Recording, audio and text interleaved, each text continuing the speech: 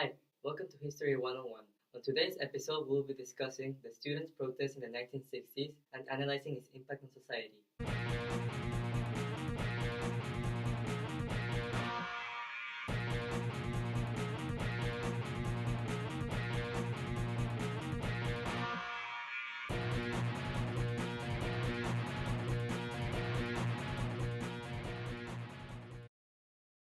As you saw in the introduction, using the events of the 1960s as an example, to what extent can the youth be successful in creating a revolution to change? However, before answering that question, we must understand what happened in the decade of 1960. The 1960s was a period of a lot of chaos and change, which was due to many factors that were occurring at that time.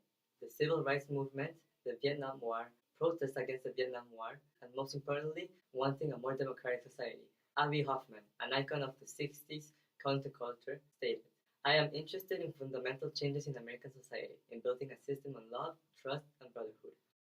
At the same time, the 1960s was the time when the baby boomers were coming. The baby boomers were the generation born between 1946 until 1964. They were important because many of those significant movements were mostly affected by the great size of the boomer generation.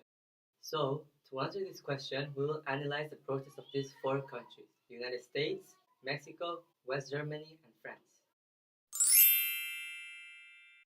In the 1960s, students began to protest often by organizing sit-ins.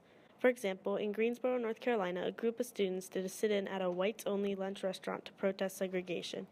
Later, in 1968, students at Columbia University organized a protest against the administration's involvement in research for the Vietnam War, and students also wanted the school to stop building a gym in Morningside Park that would supposedly be segregatory. In 1960, students in the U.S. protested and organized sit-ins to speak up for their beliefs. They were able to draw some outside support from the public this way. One man, Tom Hayden, the editor of the Michigan Daily at the time, commented that, as thousands of Southerner students were arrested, many beaten, my respect and identification with their courage and conviction deepened. The protest at Columbia was not successful at the time, and it can be clearly seen when the facts are analyzed. 700 people got arrested, many got injured, and the strike led to the whole school shutting down for a time, which was not their original goal. Overall, these student protests may not have been very successful in actually achieving their goals at the time, but it did draw attention and gain some outside support from other people who began to see things the same way as the students. On July 10, 1968, police forces took over schools in Mexico after a street fight between students. Soldiers actually brought a historic door down with a bazooka, which killed students. This day is known as El Día del Bazucazo.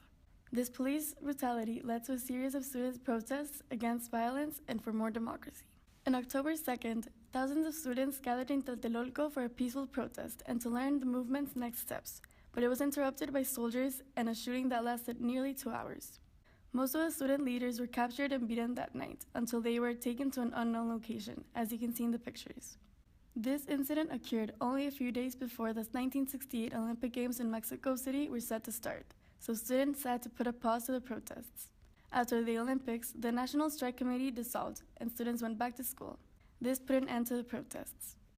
There was no direct political change done after the protests, but students did change people's mindsets and made them realize what type of government they had. In fact, the government was so against protests that they tried to make it seem as if unarmed students started shooting first, and the army was just defending themselves in Tlatelolco. In other words, the protests in Mexico were like the other protests in most countries during the 1960s, unsuccessful. In West Germany, the Social Democratic Party and the Christian Democrats formed the Grand Coalition, where the reform proposals were criticized for being undemocratic. As a result, students began to protest and formed the SDS, the German Socialist Students Federation, and organized sit-ins and many other nonviolent demonstrations. The SDS went from 600 members to about 2,000 members by 1967. There were many upcoming events that caused the protests to intensify.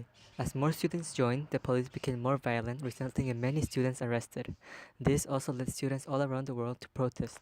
In the end, government adopted limited concessions on the proposed legislature, and union leaders were satisfied and withdrew, allowing Parliament to pass the law on May 30th. Basically, the students were ignored. This marked the beginning of the decline of the SDS and the German student movement.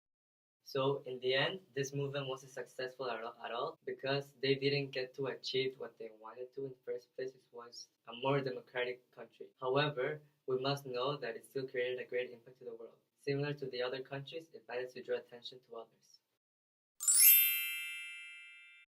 In Paris, students protested because of discrimination in schools and French society, as well as the political bureaucracy that had control over the funding of the universities.